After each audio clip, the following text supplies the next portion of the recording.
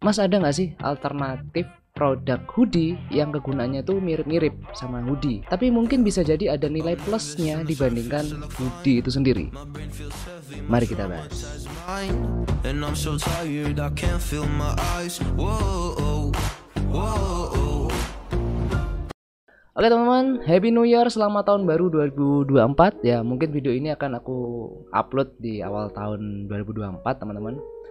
Dan semoga di tahun ini kita semakin banyak yang bisa tercapai daripada tahun kemarin. Semoga tahun ini dari segi keuangan, kesehatan, dan segala macam bisa lebih baik lagi daripada tahun kemarin. Dan semoga jualan kita di bisnis kita, semoga tahun ini bisa lebih berkah, bisa lebih banyak ya yang laku, yang terjual daripada tahun kemarin. Karena ya tahun 2023 2022 kemarin tuh memang ya tahun-tahun yang lumayan berat, karena memang segala macam kebutuhan itu lagi naik-naiknya dan pendapatan ya gitu-gitu aja gitu kan.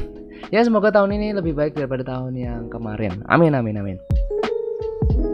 Oke, kayak di judulnya ya teman-teman, apa sih alternatif hoodie yang mungkin bisa kita produksi untuk 2024 ini? Yang seperti kita udah tahu teman-teman, produk-produk seperti hoodie model kayak gini ya, kayak gini atau kayak gini, itu pasti sudah lumrah dan udah banyak banget sampai sekarang teman-teman. Bisa jadi cuma beda di desain aja, atau mungkin hanya di warnanya aja. Nah, kira-kira produk apa sih yang mirip-mirip hoodie yang kegunaannya itu kurang lebih sama kayak hoodie? Fungsinya kan kalau hoodie ya, kita ngomong hoodie itu kan sebagai penghangat tubuh atau penghalau panas ketika siang-siang gitu kan, atau mungkin penghangat ketika musim hujan gitu ya. Nah, kalau misalnya kalian cari alternatif, pas banget kalian nonton video ini teman-teman. Kali ini aku akan coba kasih beberapa referensi alternatif produk hoodie yang kemungkinan bakalan laris di tahun 2024. Oke, yang pertama ada Varsity Jacket. Ini feelingku juga bakalan masih high demand teman-teman. Karena di satu sisi modelnya yang keren, kemudian terlihat mewah ya, luxury. Orang-orang yang lihat untuk jaket Varsity itu bisa dibilang kayak jaket-jaket yang mahal, karena memang ya jaketnya itu mahal gitu ya, HPP-nya tuh lumayan gitu kan. Cocok banget buat kalian yang pengen flexing pakai brand lokal. Nah, kalian bisa pakai atau kalian bisa cari produk-produk Varsity ini. Nah, apalagi kalau misalnya bahan yang dipakai, bahan yang kalian pilih itu bahan-bahan yang proper. Kemudian kalian bisa tambahkan mungkin foto produk yang bagus. Untuk clothingan atau brand kalian, menurutku kalian pasang harga mahal pun pasti bakalan banyak orang yang beli dan cari gitu loh. Nah, Varsity ini aku rekomendasikan banget teman-teman untuk kalian mungkin alternatif hoodie ya, karena Varsity ini bisa dibilang untuk bahannya sendiri hampir mirip kayak hoodie ya, bisa pakai fleece atau mungkin kalau misalnya kalian ada budget lebih, kalian bisa tambahkan bisa dibilang kulit sintetis, itu juga sekarang lagi rame, atau mungkin bisa dikombinasikan sama bahan Sherpa yang akan kita bahas nanti ya di poin selanjutnya. Itu kalian juga bisa. Tapi kalau misalnya kita ngomongin Varsity secara umum, itu bahannya kan fleece ya. Nah, bahan fleece ini juga sudah familiar banget untuk bahan-bahan hoodie, jadi menurutku tidak ada perubahan yang terlalu signifikan untuk Varsity untuk switch dari hoodie ke Varsity. Cuma terlihat lebih mewah karena ya banyak bordirannya, kemudian modelnya juga lebih ya anak muda banget kayak gitu. Jadi menurutku Varsity ini cocok banget untuk kalian coba. Next. Oke, yang kedua ada puffer jacket. Untuk puffer jacket ini terbilang masih jarang ya untuk brand lokal yang bikin. Di satu sisi karena memang tidak semua vendor ini bisa bikin. Kemudian ketersediaan bahan juga jadi pertimbangan kenapa brand lokal masih jarang ya yang bikin puffer jacket yang benar-benar proper ya. Kalau misalnya ya ala-ala doang sih menurutku sudah ada gitu ya yang bikin puffer jacket ini. Tapi kalau yang benar-benar kita mengadaptasi dari luar, karena untuk puffer jacket ini sebenarnya itu diperuntukkan untuk ya negara-negara yang punya 4 musim teman-teman. Yang ada musim dingin, musim saljunya itu cocok. Tapi untuk negara seperti di Indonesia yang dimana musimnya cuma ada 2 gitu kan, menurutku agak kurang cocok gitu ya. Tapi kalau misalnya kalian pakai jaket puffer ini cuma hanya sekedar untuk foto-foto atau mungkin buat nongkrong tipis-tipis, menurutku masih oke gitu ya. Tapi kalau sampai ini dibuat harian menurutku agak kurang agak kurang masuk aja gitu loh. Contoh kalau misalnya kalian ada di Surabaya, di Jakarta pakai jaket ini, waduh itu langsung sumuk Pak ya, langsung keringetan gitu loh. Jadi menurutku nggak cocok sebenarnya untuk jaket puffer ini. Cuma ya kita bisa memanfaatkan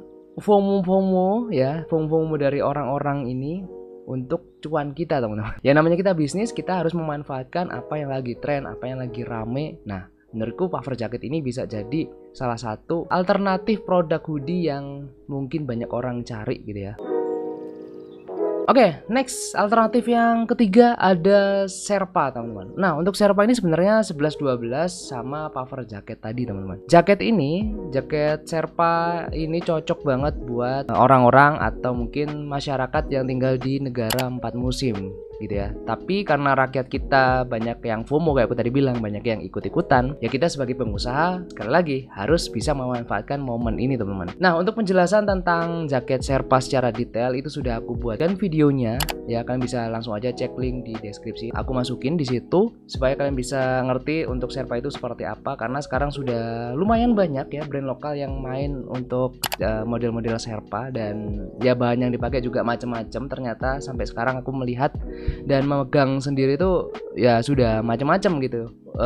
Kalau misalnya kita ngadopsi dari Sherpa yang di luar kayaknya terlalu jauh bahannya, tapi menurutku ya masih oke lah. Oke, lanjut yang keempat. Oke, kita lanjut dulu alternatif yang keempat. Yang keempat ada techwear jaket. Nah untuk jaket-jaket model gini entah kenapa cocok hanya untuk di kota-kota tertentu aja sebenarnya. Nggak semua daerah itu kesannya bisa menerima style ini teman-teman. Ya contoh aja ya di Malang gitu kan, di tempatku nih, aku misal pakai jaket kayak gini ya, kayak gini bisa diliatin orang sampai sejauh mata memandang gitu loh. Kita lewat gitu diliatin gitu sampai elek gitu. Beda misal outfit yang seperti itu dibawa ke Surabaya atau ke Jakarta, ketemu orang paling cuma dilihat, oh iya oke, ditinggal lewat gitu loh, biasa. Nah tapi sebenarnya kalau misalnya kalian orangnya tuh pede-pede aja kayak aku gitu ya, tipikal orang yang bodo amat untuk lihat outfitku seperti apa, gayaku seperti apa, aku ya aku, kamu ya kamu gitu lah. Aku nggak ada urusan selama kamu nggak resek, ya udah gitu, nggak ada masalah kalau buat aku. Nah kalau misalnya kalian punya prinsip seperti itu, kalian cocok banget untuk pakai outfit model kayak gini di Indonesia teman-teman. Karena outfit seperti ini itu biasanya lebih cocok untuk dibuat atau dipakai di negara-negara barat atau di negara tetangga-tetangga yang sedikit lebih modern gitu lah. Contoh mungkin kayak di Singapura, Malaysia atau di Jepang gitu, menurutku pakai outfit kayak gini tuh masih make sense gitu loh. Masih banyak spot foto yang gedung-gedung tinggi. Nah itu kan cocok banget nih techwear sama apa ya, bisa dibilang tema-tema city atau tema-tema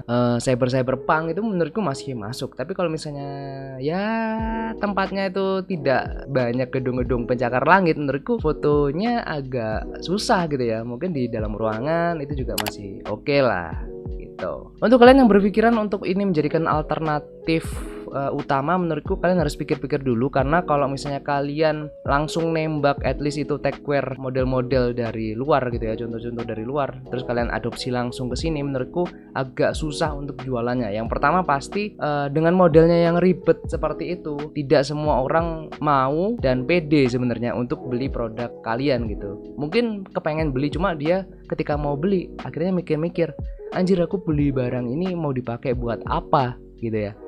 Nah tapi kalau misalnya kalian pasarnya itu sudah bisa worldwide, sudah bisa ke ya luar Indonesia misalnya seperti itu, menurutku ya nggak ada masalah kalian adopsi techwear jaket ini teman-teman. Contoh untuk brand lokal yang sudah bisa seperti itu ada Abigail, ada Mesin 56, terus apa lagi aku lupa, aku sempat bahas itu ya. Ini kalian bisa lihat di sini brand-brand lokal yang sudah pernah aku masukkan ke dalam kriteria cyberpunk atau techwearan ya seperti ini. Atau kalian mau nonton bisa langsung aja cek di deskripsi. Kalau misalnya brand-brand seperti itu, menurutku memang mereka sudah siap gitu untuk pakai techwear ini, karena pasarnya tidak hanya menerima ya pembeli di lokal, tapi juga menerima pembeli di worldwide gitu, di seluruh dunia. Oke teman-teman, itu tadi 4 alternatif hoodie yang bisa kalian mungkin produksi di tahun ini teman-teman. Terus mungkin ada yang komen, Mas tapi mahal kalau misalnya pengen bikin produksi alternatif yang 4 tadi teman-teman. Oke, mungkin aku bisa kasih alternatif yang lain ya, yang mungkin ini masih make sense ya, atau mungkin bedanya tidak terlalu jauh sama hoodie-hoodie pada umumnya. Kalian bisa bikin hoodie tapi kalian bisa tambahkan gimmick-gimmick di dalam produk tersebut. Contoh, kalau misalnya kalian tahu beberapa brand belakangan di tahun 2023 itu mengeluarkan hoodie yang ada tanduk-tanduknya gitu ya, ada ala-ala demonnya gitu, itu kan ada.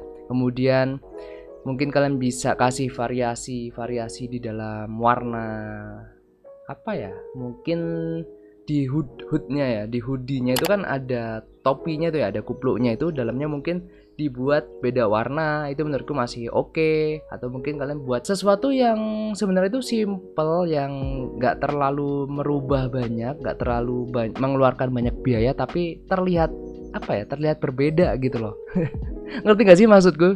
Atau mungkin kalian bisa mainkan di kantong-kantongnya, mau dikasih sleting seperti apa gitu kan, divariasi. Itu kan menurutku ya nambah HPP-nya tuh tidak sebanyak mungkin kalian develop 4 model yang aku sebutin di awal tadi.